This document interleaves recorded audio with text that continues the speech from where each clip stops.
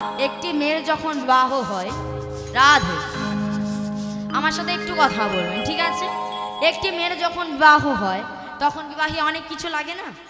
হ্যাঁ, অনেক কিছু লাগে।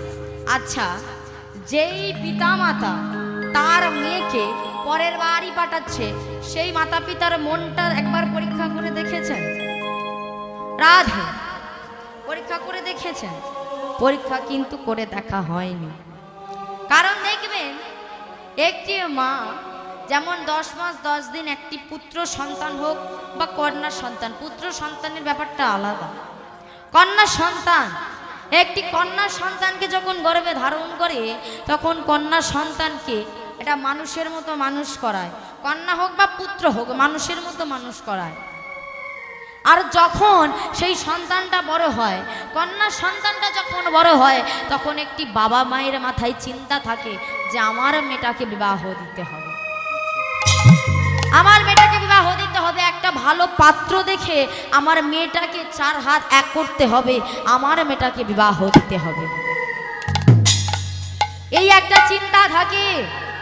তদ্রূপ যখন একটি কষ্ট বিষ্টু করিয়ে, বিশেষ করে এটা গরিব বাড়িতে দেখা যায়, বড়লোক বাড়িতে তো বড় বড় ব্যাপার হয়, এটা গরিব বাড়িতে দেখা যায় যাদের কিছু থাকে না, যারা নিঃস্ব, তারা ভিক্ষা করে করে এনে হলেও কিন্তু তার মেয়েকে বিদায় করায়,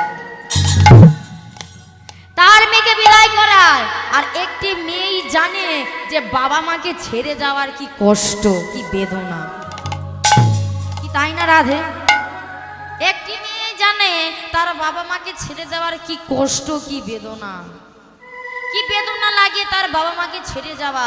যাকে ছোটবেলা থেকে মা বললাম, যাকে ছোটবেলা থেকে যেই মা আমার কাছে থাকলো, আমার একটু হলেও, আমার একটু কষ্ট হলেও, যেই মা রাতের পর রাত দিনের পর দিন আমার কাছে থাকে, সে কিনা পরের বাড়ি সেই মেয়েকে চলে যেতে হয়, সেই মেয়েকে পরের বাড়ি চলে যেতে হয়। জানেন তো, একটি মেয়েই জানে তার যে কতটা কষ্ট। আচ্ছা মা বলুন তো, আমাদের মেয়েদের কি বাড়ি আছে, নিজস্ব বাড়ি? রাধে আছে? আমাদের মেয়েদের কিন্তু নিজস্ব বাড়ি নেই।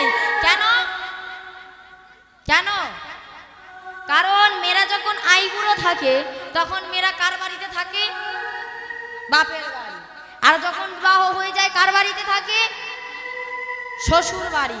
যখন বৃদ্ধা হয়ে যায় কার বাড়িতে থাকে? ছেলের বাড়ি। তাহলে আমাদের বাড়ি কই? নারীদের বাড়ি কই? নারীদের বাড়ি বলে কোনো বস্তু হয় না, নারীদের জিনিস বলেই কোনো বস্তু হয় না।